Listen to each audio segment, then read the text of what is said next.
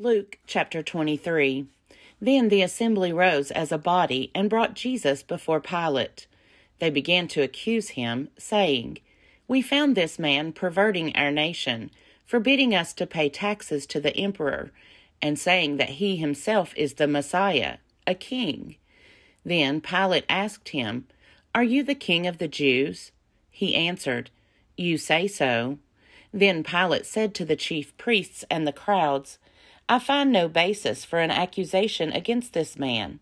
But they were insistent and said, "He stirs up the people by teaching throughout all Judea, from Galilee, where he began, even to this place." When Pilate heard this, he asked whether the man was a Galilean. And when he learned that he was under Herod's jurisdiction, he sent him off to Herod, who was himself in Jerusalem at that time. When Herod saw Jesus, he was very glad, for he had been wanting to see him for a long time, because he had heard about him and was hoping to see him perform some sign. He questioned him at some length, but Jesus gave him no answer. The chief priests and the scribes stood by, vehemently accusing him. Even Herod with his soldiers treated him with contempt and mocked him. Then he put an elegant robe on him and sent him back to Pilate. That same day Herod and Pilate became friends with each other. Before this they had been enemies. Pilate then called together the chief priests, the leaders, and the people, and said to them, "You brought me this man as one who was perverting the people. And here I have examined him in your presence, and have not found this man guilty of any of your charges against him. Neither has Herod, for he sent him back to us. Indeed, he has done nothing to deserve death. I will therefore have him flogged and release him." Then they all shouted out together, "Away with this fellow! Release Barabbas for us!" This was a man who had been put in prison for an insurrection that had taken place in the city, and for murder. Pilate, wanting to release Jesus, addressed them again, but they kept shouting, "Crucify! Crucify him!" A third time he said to them, "Why, what evil has he done? I have found in him no ground for the sentence of death. I will therefore have him flogged and then release him." But they kept urgently demanding with loud shouts that he should be crucified, and their voices prevailed. So Pilate gave his verdict that their demand should be granted. He released the man they asked for, the one who had been put in prison for insurrection and murder, and he handed Jesus over as they wished. As they led him away, they seized a man, Simon of Cyrene, who was coming from the country, and they laid the cross on him, and made him carry it behind Jesus. A great number of the people followed him, and among them were women who were beating their breasts and wailing for him. But Jesus turned to them and said, "Daughters of Jerusalem, do not weep for me, but weep for yourselves and for your children. For the days are surely coming when they will say, 'Blessed are the barren, and the wombs that never bore, and the breasts that never nursed.' Then they will begin to say to the mountains, 'Fall on us,' and to the hills, 'Cover us.' For if they do this when the wood is green, what will happen when it is dry?"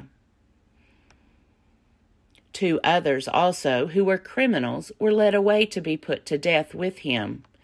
When they came to the place that is called the Skull, they crucified Jesus there with the criminals, one on his right and one on his left. Then Jesus said, "Father, forgive them, for they do not know what they are doing." And they cast lots to divide his clothing, and the people stood by watching. But the leaders scoffed at him, saying, "He saved others. Let him save himself if he is the Messiah of God, his chosen one." The soldiers also mocked him, coming up and offering him sour wine and saying, "If you are the king of the Jews, save yourself." There was also an inscription over him, "This is the King of the Jews." One of the criminals who were hanged there kept deriding him and saying, "Are you not the Messiah? Save yourself and us." But the other rebuked him, saying, "Do you not fear God, since you are under the same sentence of condemnation? And we indeed have been condemned justly, for we are getting what we deserve for our deeds. But this man has done nothing wrong." Then he said, "Jesus, remember me when you come into your kingdom." He replied, "Truly I tell you, today you will be with me in paradise." It was now about noon, and darkness came over the whole land until 3 in the afternoon, while the sun's light failed, and the curtain of the temple was torn in two. Then Jesus, crying with a loud voice, said, "Father, into your hands I commend my spirit." Having said this, he breathed his last. When the centurion saw what had taken place, he praised God and said, "Certainly this man was innocent." And when all the crowds who had gathered there for this spectacle saw what had taken place, they returned home, beating their breasts. But all his acquaintances, including the women who had followed him from Galilee, stood at a distance, watching these things. Now there was a good and righteous man named Joseph, who, though a member of the council, had not agreed to their plan and action. He came from the Jewish town of Arimathea, and he was waiting expectantly for the kingdom of God. This man went to Pilate and asked for the body of Jesus. Then he took it down, wrapped it in a linen cloth, and laid it in a rock-hewn tomb where no one had ever been laid. It was the day of preparation, and the Sabbath was beginning. The women who had come with him from Galilee followed, and they saw the tomb and how his body was laid. Then they returned and prepared spices and ointments. On the Sabbath they rested according to the commandment. Luke chapter 24. But on the first day of the week, at early dawn, they came to the tomb. Taking the spices that they had prepared, they found the stone rolled away from the tomb. But when they went in, they did not find the body. While they were perplexed about this, suddenly 2 men in dazzling clothes stood beside them. The women were terrified and bowed their faces to the ground. But the men said to them, "Why do you look for the living among the dead? He is not here, but has risen. Remember how he told you, while he was still in Galilee, that the Son of Man must be handed over to sinners and be crucified, and on the 3rd day rise again." Then they remembered his words, and returning from the tomb, they told all this to the 11 and to all the rest. Now it was Mary Magdalene, Joanna, Mary the mother of James, and the other women with them, who told this to the apostles. But these words seemed to them an idle tale, and they did not believe them. But Peter got up and ran to the tomb. Stooping and looking in, he saw the linen cloths by themselves. Then he went home, amazed at what had happened. Now on that same day 2 of them were going to a village called Emmaus, about 7 miles from Jerusalem, and talking with each other about all these things that had happened. While they were talking and discussing, Jesus himself came near and went with them. But their eyes were kept from recognizing him. And he said to them, "What are you discussing with each other while you walk along?" They stood still, looking sad. Then one of them, whose name was Cleopas, answered him, "Are you the only stranger in Jerusalem who does not know the things that have taken place there in these days?"